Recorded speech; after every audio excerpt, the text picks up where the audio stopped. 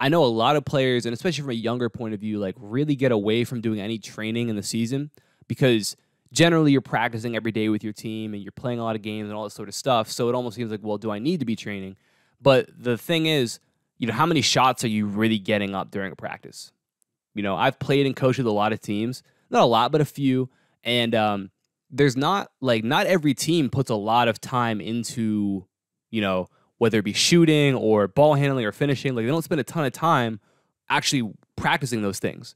You're spending a lot of time maybe getting shots out of your team actions, but how many shots is that really? Like, is it really a lot of shots?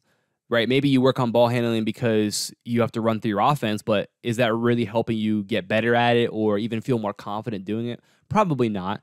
Especially, if you have an hour and a half practice, probably most of that's spent with team concepts. So you're not really getting any better or even maintaining when it comes to your actual ability as a your individual skills. Right? So there's certainly a need for that training to continue. Because what can happen is that you start off November, you're at your peak, and then you go November, December, January, February without putting in any sort of extra, on-court training yourself, and you just kind of slowly decline. So by the time you get to February, March, and playoffs get here, and you have to be at your best, or you want to be at your best to hopefully win, and you're going to see other teams at their best, you're actually worse off than you were in November. So that's why it's important to continue to train as the season goes on. Obviously, that's going to be different, and you're going to scale back a little bit, and that's kind of what we're going to hop into a little bit. But specifically on court, right? So we talk about what you should be doing to keep your skills sharp. What does that look like? Now, like I said before, when it comes to the off season, we're much more focused on that learning, and this is where that kind of emphasis on more random style training, more varied training is super important. And that's not to say there's not an avenue or a use for that come season time, especially in kind of smaller doses. But I think the biggest thing is that once you get to November, for the most part, or whenever your season starts, for the most part, you kind of are what you are, right? The work that you put in the last few months has gotten you to where you are.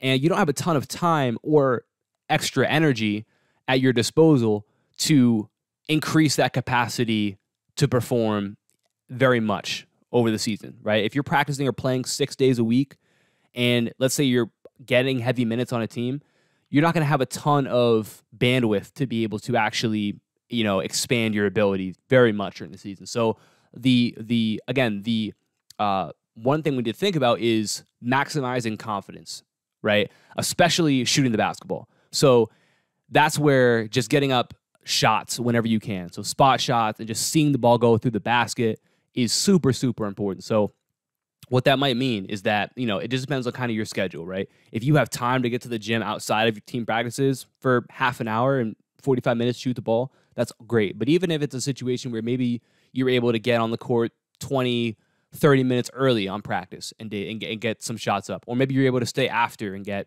for 15 minutes and get a bunch of shots up. I mean, if you're really focused, you have a rebounder for 15, 20 minutes after a practice, you can get up a couple hundred shots, pretty easily. And so that's something that you should think about. But when it comes to confidence, you seeing the ball go through the net over and over and over and over again is what's going to build that confidence for you, especially if you are going through a slump or you missed a bunch of shots. Just seeing the ball go through the basket is super important. And in this part, again, we're talking about maximizing performance right now. And confidence is one of the biggest keys to that. If you're confident and you go out and you play confidently, you're gonna play better. You're gonna perform better. So the more that we can do to maximize that confidence on a day-to-day basis, that's what we want to focus on doing. So just getting up shots, really. And this can be spot shots. A lot of it can depend on what you have to do. So if you're somebody who's a real floor spacer, catch and shoot sort of person, working on those spot shots or working on, relocations or, getting, one or two drill pull-ups, just the shots that you might see during a game, and just repping those out as much as you can. Now, I shouldn't say that because you also want to keep in mind that, again, if you're practicing or playing 6 days a week and you're somebody who's in the rotation playing a lot of minutes, then you don't want to put a ton of extra stress on your body, right? So you kind of want to limit the amount of time that you're spending doing this, right? You don't need to be going for 2 hours before or after practice getting up a ton of shots because it's probably just going to lead to you not performing as well because your body is going to be more beat down. And again, this is about maximizing performance. So we have to allow that long-term development to kind of stall a little bit while we're focused on being the best we can right now. So literally just 20, 30 minutes, if you're, part of it depends on how you feel. So if you have, if you feel good enough that you can do that every day or 5 days a week, right, then go ahead and do that, right? Get 20, 30 minutes of just shots up before, after practice, on your own, in the morning, before school, whatever your schedule allows.